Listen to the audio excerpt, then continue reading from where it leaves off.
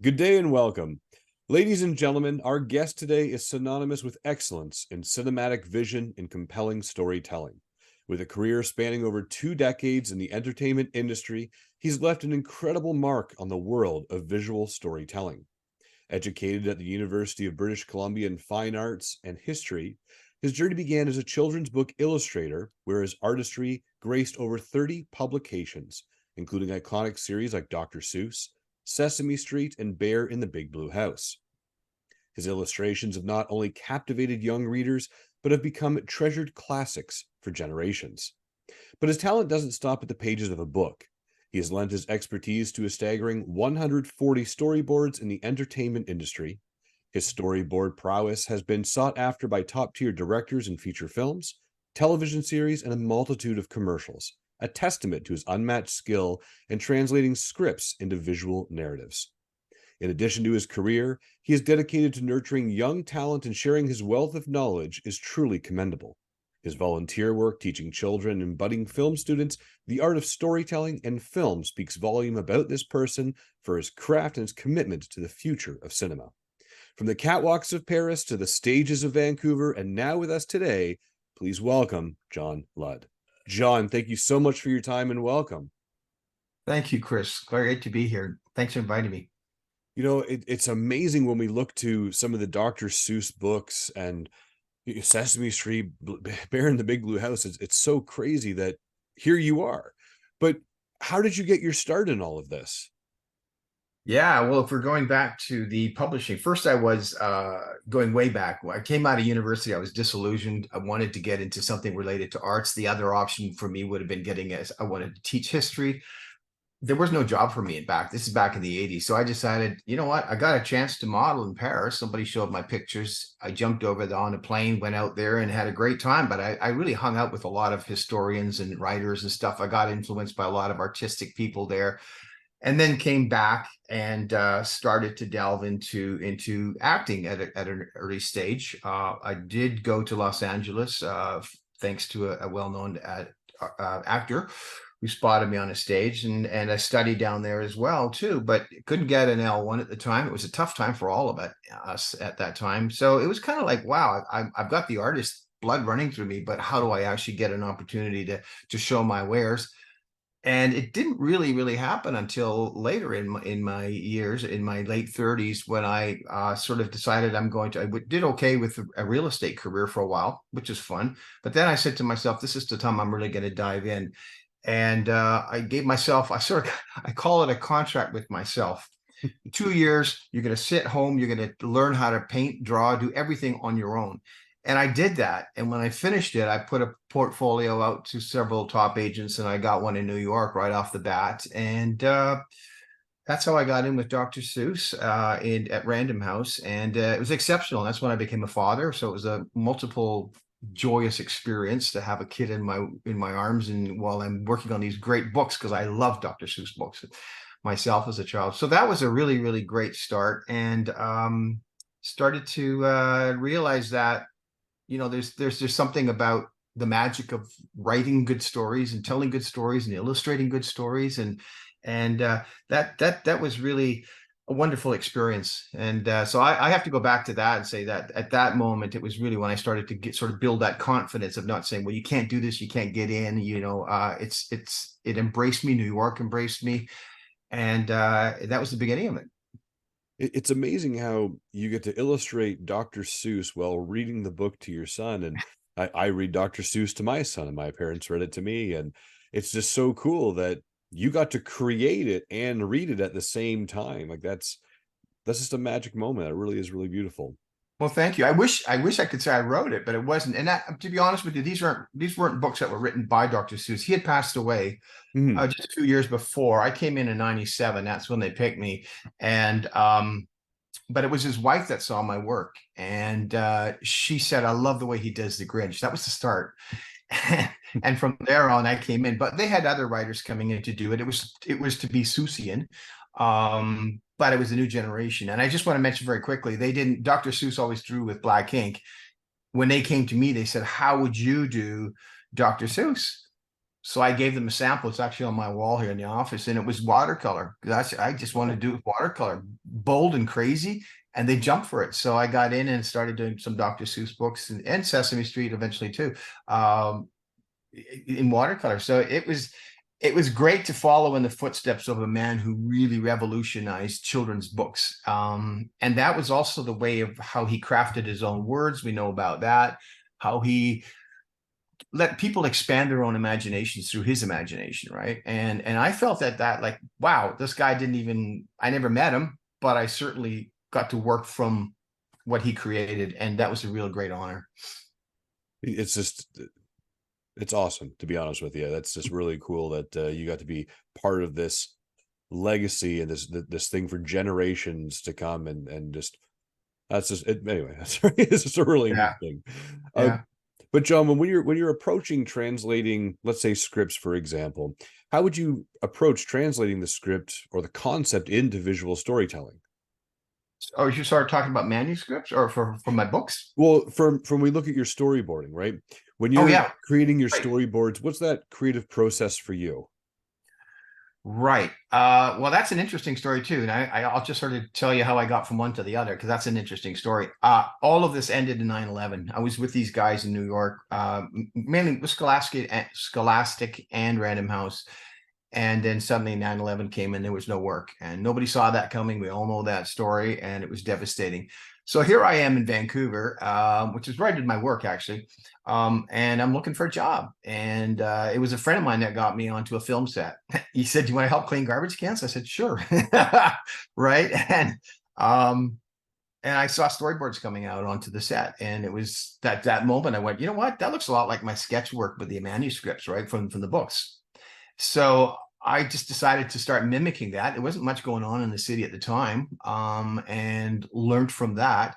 So that's sort of the bridge coming into the film industry. And I started doing commercials. That was the first way I got in. You have to be with the union to actually get onto television shows and to movies. So that was a good start. And then eventually I did get in. And so, yeah, this sort of talk about that. Storyboarding was started by Alfred Hitchcock.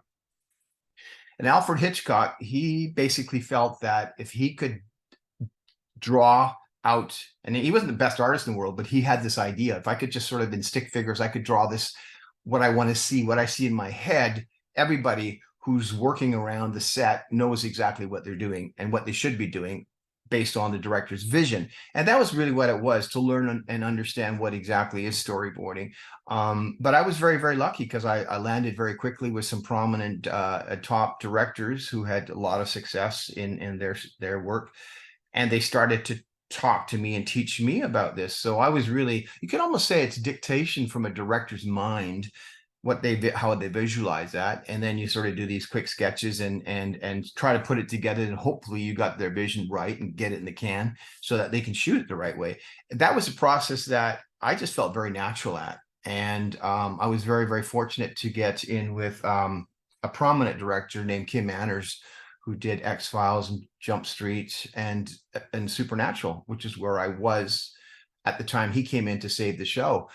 And he basically, this is a really great story, because to learn from one of the best ever, I had to do this. I met him at a hotel, and he said, "I'm going to teach you all about my camera work." And when he did the X-Files, he kind of revolutionized a lot of television, the way it was shot in the 90s with the 3-camera setups. Kim was a genius at that, but it didn't mean that it was easy to understand how he wanted to shoot things. So here I am. I don't have a lot of television experience, and here's the deal. I had to go to the back of the bar in a special room that he had, because everybody knew him there, working on all these shows over the years. And I had to drink whiskey with him. And I had to take a lot of notes. It was a huge scene. And he kept pouring the whiskey into my glass, and I'm going like, I'm going to get fired, and this is the end of my film career, right? Just as it's starting. And it was Kim that taught me this whole way of working with cameras and stuff, and then making interpretation. So when he saw my work, he loved it and said, "I'm going to teach you everything I know about film work." So that was a great break. And by the way, the guy that hired me on Supernatural, as he walked out the door, he just did the pilot, was David Nutter. David Nutter, of course, is the Game of Thrones, right? The guy, I mean, he's amazing and a wonderful person too, I have to say. And we've met several times down the road, and always enjoy working with him too. So Nutter gave me the opportunity to get on the show. Kim came in to save the show, and we had a 4-year relationship where I learned from this gentleman and a lot of other great directors who came on board. And that was how I had to learn how to work with them and make it work for the camera. So just to jump back a little bit, you were in New York doing some illustrations, and Mhm. you actually have a couple of books yourself. Is that right? I'm writing right now. I wrote a couple of screenplays and got some attention from that, but I also realized that I wanted to revisit that and actually go for to get them published. Um, Okay. and so a project that I started 20 years ago, it's a Canadiana story, is now with this strike that's happening right now. We're sort of down a slow time. As my wife said, this is a great opportunity to for you to go down and start writing this as a book for middle-aged readers.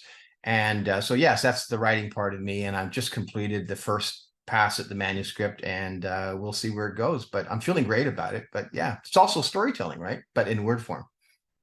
And what are you calling the project? Could you let us in a little bit of Sure, that? I call it. It's the title is called The Winter Spirit, and it's a wonderful Canadiana story. I embarked on the book that was called The 10 Lost Years in the library some years ago, and I love history and Canadian history. I didn't know a lot about, but when I stumbled upon this book, it was about the 10 lost years when the Great Depression hit and what people had to endure. Um, it blew me away. And it was a guy, he didn't actually write the book. He just took a tape recorder across Canada. His name was Barry Broadfoot. He was an editor here at the Vancouver Sun, and he took time off to take the tape recorder across Canada in the 70s.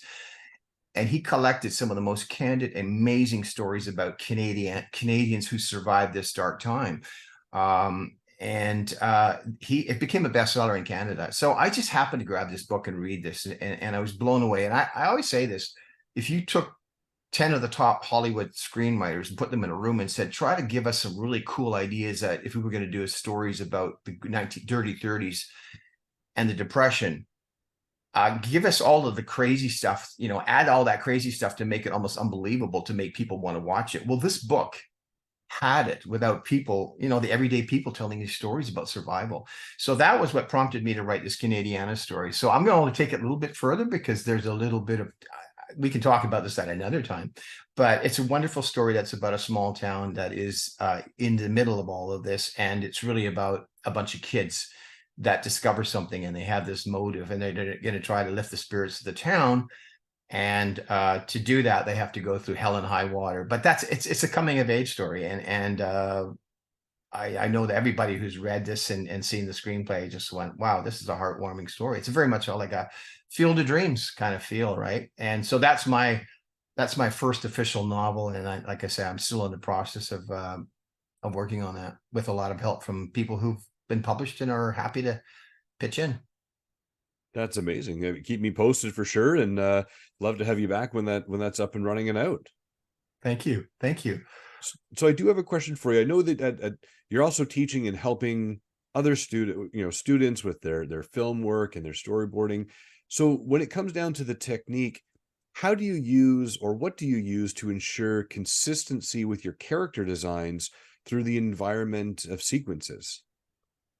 That's a great question. It kind of breaks into two categories. You know, it's a broad statement, but the truth is, I have been available to help young film students. It's one of those things. They call me up, they know me, we have lunch together, and they have questions, and I'm happy to give them questions. Now, I'm not a director. I've never directed, but I know the directors in me because I have worked with some of the best directors in the world who will actually ask me to do their scenes for them. So there is that relationship, and I feel quite comfortable sharing that. And so I do get to mentor with young directors.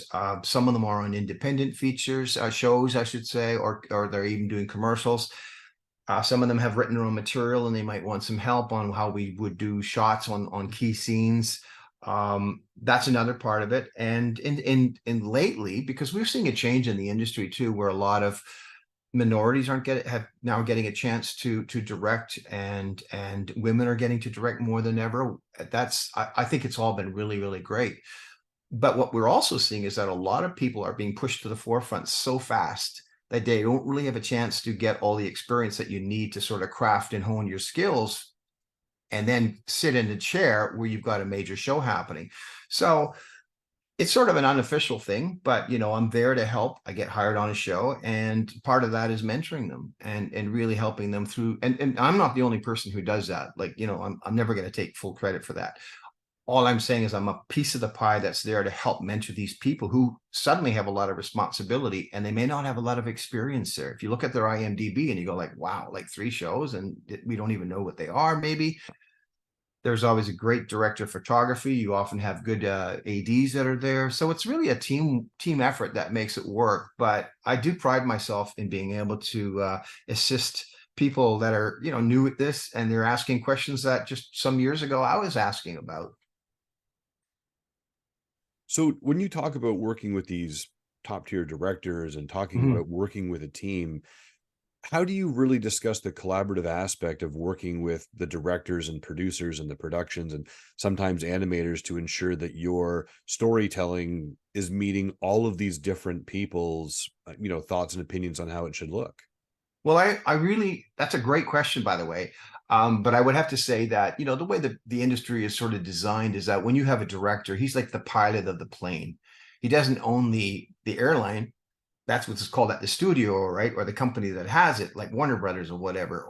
But when the director is in the director's chair, he still has this amazing responsibility of making this work and making it work well. He's got support in every area around him. That's the way it's always been. And if you get a good team, you're going to have a good chance to do some really great work. Um, but in relation to what my relationship to those directors is, it's an interesting one. It's a really it's a face-to-face relationship. I walk into the room, I meet them, we have the material in front of us, we know the scenes that we're going to work on. My job is to listen.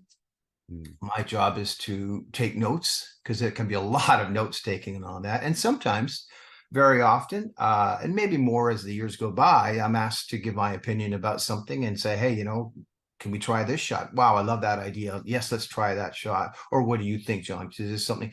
And you'd be surprised, even the best directors in the world would be the ones that will say, do you have an idea for this? Or can you throw me some ideas on that? So it's really a collaboration, but it's a collaboration that's is almost like you're in a phone booth together sometimes, right? And it's you and the directors. You're trying to get the director's vision, which is here, Mm. onto the paper. And that really starts with a paper and a pencil, and it takes you got to have a very good sense of understanding and listening. And hopefully, if you've done it right, you start to construct the storyboards that he's actually hoping that he's going to use on set when we shoot these scenes. So yeah, and it can be very intense. I mean, those meetings can be 2 hours long, and they feel like they're 6 hours long that time sometimes. So when you talk about these long meetings and trying to navigate that path, do you ever feel that you're maybe compromising your creative integrity to adhere to the vision of the director or the production team? I've never felt that, to be honest with you. I mean, I might be in a position where somebody is stating he wants to do a certain shot, and I don't see it in my mind's eye, and I might Mm. suggest, have you thought about this? Can we do it this, and then follow up with this type of shot? And sometimes he's in agreement or she's in agreement, and we'll say that's a lovely idea. That's great. I love it. Let's do it.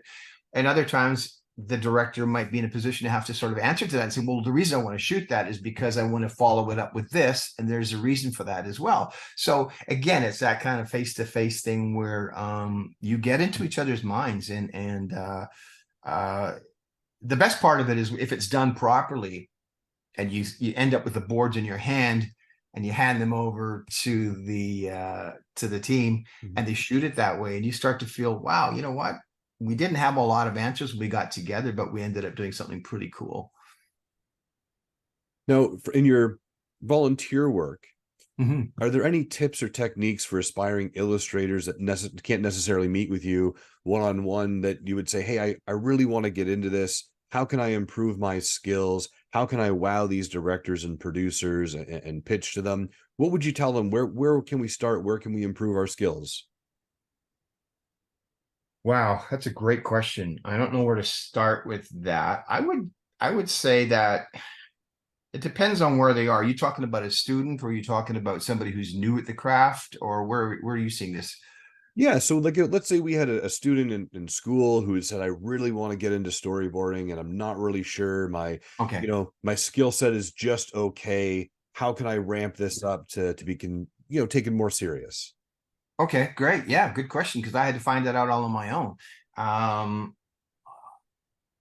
I would just say, learn about reading scripts. Just really read a lot of scripts. And I'm sure that most directors would say the exact same thing. Just read as many scripts as you possibly can, because it's a language of its own, right? Mhm. And some people who don't know what scripts are, but they appreciate the end product, which is the show, they have no clue the way we write. It's a different context, right? And so I would always say, as they said to me in the very early years, say, just read a lot of scripts and you can understand it. And then trust yourself, because if you have the gift of doing this and you're meant to do this, you'll start to get ideas from what it is that you see, that the words come to life on the pages. And from that, you should start seeing something come through. However, we all need to start. We need help from the very, very Mhm. beginning, right? And I can't say I actually got that. I had to go in cold. I remember the first one I ever did was a commercial. It was an international commercial, and it was a very impatient director, and I was terrified. Like, what do I do? Just take notes. So something in my head said, just do mini boxes, just sketch it out, take notes, write as fast as you can. But I would say that too. It's like to get confidence, to get practice. I would always say, so often to young directors, if they're students or they're just really just trying to manage their way into that, I would just say, get scripts, read a lot of scripts, and then pick a scene and play with it and see. If you're the director, right, think about how you'd start your shot right off the bat. And then if it's just Mickey Mouse sketches, like even if it's just stickmen or whatever that Mhm. is, and write your direction on the side of the panel. Allow what's inside you, like it's a songwriter too, right? Let's let the music come through. It's going to come in. If you have that in you, it starts to pop up. But you have to practice at it too, right? And I would think that that's probably what happens when you practice something. Let's say you jump in cold, you learn your craft as an actor would, as a writer would, or in any capacity. Uh, if you have that gift, or if you're meant to do this, you really have that passion, it's going to jump in and with you, and it's going to make it easier, and you're always good, but you never end up not learning. That's fair. And curious, if you could choose between going back to the catwalks in Paris, being front of the camera, or illustrations and storyboarding where you are, where would you say, hey, you know what, this is what I would love to do? That's a great question, and I wish I could answer it in a very straightforward way. The catwalks, forget that stuff, man. Look. But I would say, I think the biggest thing I enjoy, the biggest passion I've always had, is tell us a good story. It's almost like it's almost goes back in the very beginning of time, right? When the cavemen started to put a language together and somebody came home with a joke to tell at the end of the day, right? And that's what it is. We're all in the business of telling stories. So if we're in for me, it's like, if it's on doing writing a book now, if it's about writing screenplays, and if it's about doing the panels that are going to end up being shot for a show, to me it's the same thing. So I'm not trying to dodge your question, but I can say you can meet me on different forks of the road, because I'm going to go, this is really cool and I still love it. This is super cool. I love doing the idea of saying, or a friend gets together and says, you know what, we should sketch an idea together and maybe do a project on it.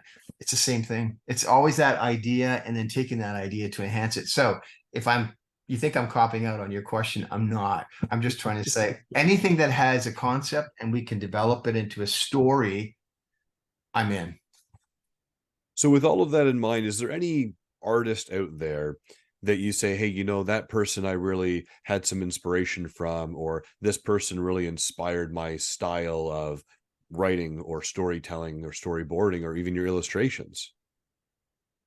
I don't know if I had inspiration from anybody in particular. I mean, Hitchcock, I'll be honest with you. When I got in 20 years ago, there was one book in the Vancouver Public Library that had something on storyboarding. There was nothing available. And I knew animation studios were doing it. I did work in one for a short period of time as a producer and then an artist. They didn't actually know I could draw. Um, but it was really finding it on my own. I never really met, but I mean, I've had the privilege of meeting some top people. Andrew Stanton comes to mind. He's one of the founders of Pixar, and he dialed in with me this year on Zoom, and we had a wonderful conversation about our background and you know, and to me, I'm a Pixar fan, man. I just like, what has Pixar ever done that didn't turn out perfect, right?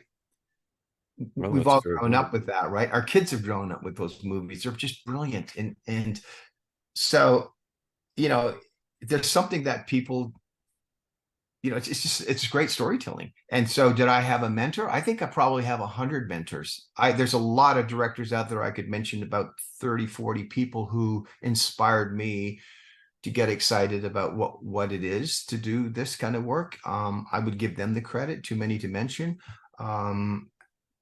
Some screenwriters that I've met that are like that, and some actors too. So altogether, it's, again, I'm not avoiding the question, but I'm just trying to say that that's, yeah.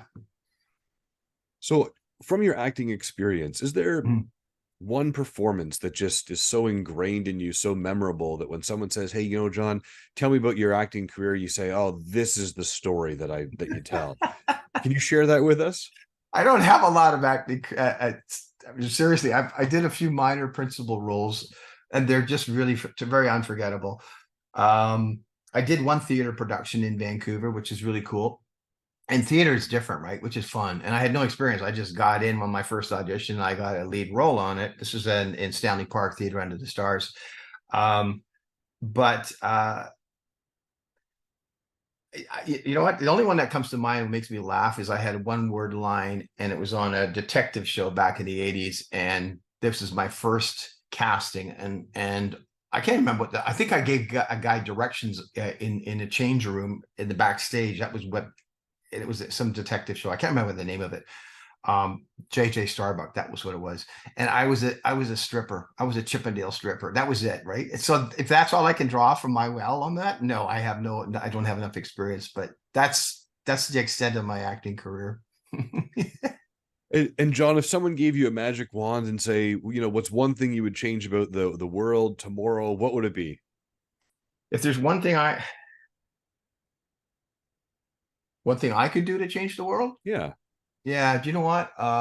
Communicate more, laugh more, you know. We're in a world right now where we all take too many things too seriously, right? It's just it's there's too many things that are on the table, and you know what, I have to be reminded of this. We look at what's happening in the Ukraine and with Russia, and we're looking at what's happening in the United States right now.